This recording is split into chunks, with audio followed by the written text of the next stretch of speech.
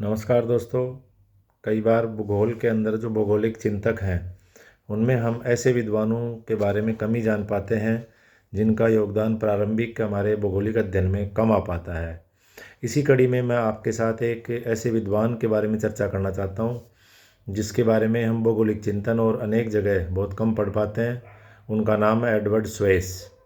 Edward Suez का जन्म यद्यपि ब्रिटेन में लंदन में हुआ था 20 अगस्त 1831 में, लेकिन उसके बाद जब वह 14 साल के थे तो इनका जो पूरा परिवार था वह चेकोस्लोवाकिया में प्राग में जा कर के और वहाँ सेटल हो गया था। इसके बाद उनका जो स्टडी हुई सारी की सारी स्टडी जियोलॉजी में हुई और उनका विशेषीकरण था पैलियोंटोलॉजी के अंदर। लेकिन उन्होंने अपना जो करियर बनाया उसको पैलियो ज्योग्राफी के रूप में उन्होंने अपनाया। बहुत सारी चीज़ें ऐसी हैं कि जो स्वेस के साथ जुड़ी हुई हैं। हम प्रारंभिक अध्ययन में केवल भूगर्भी के संरचना के रूप में सियाल, सीमा, निफे आदि को पढ़कर ये मान लेते हैं कि स्वेस का योगदान यहीं तक था। लेकिन स्वेस ने अपने करियर में काफ़ी सारी चीज़ों का अध्ययन किया है। अगर प्लेट टेक्टोनिक्स के बारे में जाना जाए तो उनकी बेसिक जो जड़ें थी वह वहीं से प्रारंभ हुई है। और उन्होंने गोंडवाना लैंड शब्द दिया, उन्होंने ही टेथीस सागर शब्द सबसे पहले दिया। इसके बारे में मैं आपको बताना चाहता हूँ कि उनकी जो 1856 में जब वो वियना में प्रोफेसर बने तभी से उन्होंने वहाँ पर पूरा जीवाश्म विज्ञान के ऊपर अध्ययन करना प्रारंभ किया। तब उन्होंने एक बात बताई कि हमारी जो पृथ्वी है उसमें अफ्रीका, यूरोप, सबसे पहले उन्होंने उसके ऊपर कनेक्शन स्थापित किया कि ये दोनों जुड़े हुए हैं। उन्होंने एक बात और बताई कि एक समय में आल्पस जो था वह समुद्र में डूबा हुआ था और आज इसके अवशेष के रूप में भूमध्य सागर पाया जाता है। हालांकि इसके ऊपर बाद में स्टडी हुई, आज भी हम इसको टेथीस सागर का अवशेष मानते हैं। उसने आगे जाकर के टेथीस सागर का जो अस्तित्व बताया, उसी रूप में उसने टेथीस सागर शब्द भी दिया। वह 1893 में दिया था। 1885 में उन्होंने एक लैंड ब्रिज का विचार दिया। उन्होंने ये बताया कि अफ्रीका, एशिया, यूरोप, उसके साथ ऑस्ट्रेलिया, दक्षिण अमेरिका, एंटार्क्टिका आदि जो भूभाग हैं बड़े, वह जुड़े हुए हैं आपस में। इसको सम्मिलित रूप से सबसे पहले 1885 के अंदर ये गोंडवाना लैंड शब्द उन्होंने ही दिया था इस संपूर्ण भूभाग के लिए।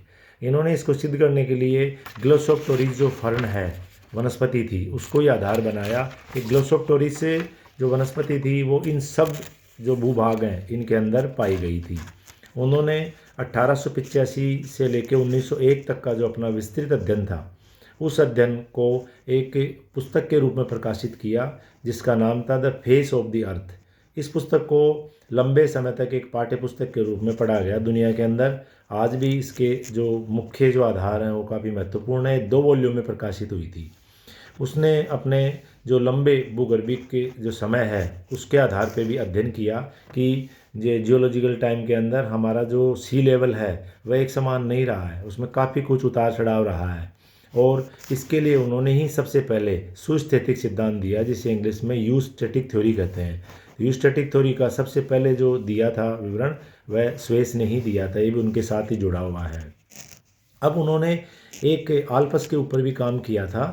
और आपको एक बात और बता दूं कि आल्पस के ऊपर लंबे समय तक जो आल्पस के आसपास जितने अपने हिमयुग आए उनके ऊपर स्टडी की, वह की थी एल्ब्रेस्ट पैंक और ब्रकनर ने। एल्ब्रेस्ट पैंक वाल्टर पैंक के फादर थे। एल्ब्रेस्ट पैंक के गुरु रहे हैं एडवर्ड स्वेस। एडवर्ड स्वेस से ही उन्होंने अध्ययन किया। तो उनके बाकी के जो रहे हुए कार्य जो इस रूप में थे वो आगे जा कर के ये करना चाह रहे थे कि जो अपने आइस एजेज हैं उनकी विस्तृत अध्ययन, वो सारा काम उन्होंने ही किया।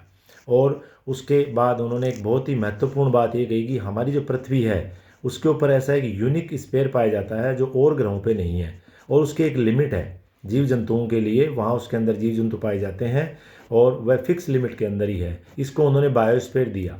तो जो बायोस्फीयर वर्ड कॉइन किया था वह 1875 में एडवर्ड स्वेस ने ही किया था।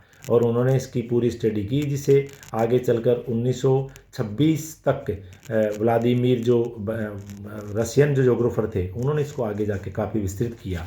तो हमें इस तरीके से कई सारे ऐसे जोग्राफर हैं जिनको हमें अलग से उनका जो कुछ वर्ड, कुछ थ्योरी, कुछ चीज़ें दी हुई है, उनको हम केवल छोटे कंसेप्ट के रूप में ही लेके रह जाते हैं। इन सब का स्टडी भी मैं लेके आ रहा हूँ और शीघ्र ही मैं एक नए ज्योग्राफी की इसी कड़ी के अंदर उसका विवरण भी लेके आ रहा हूँ। नमस्कार।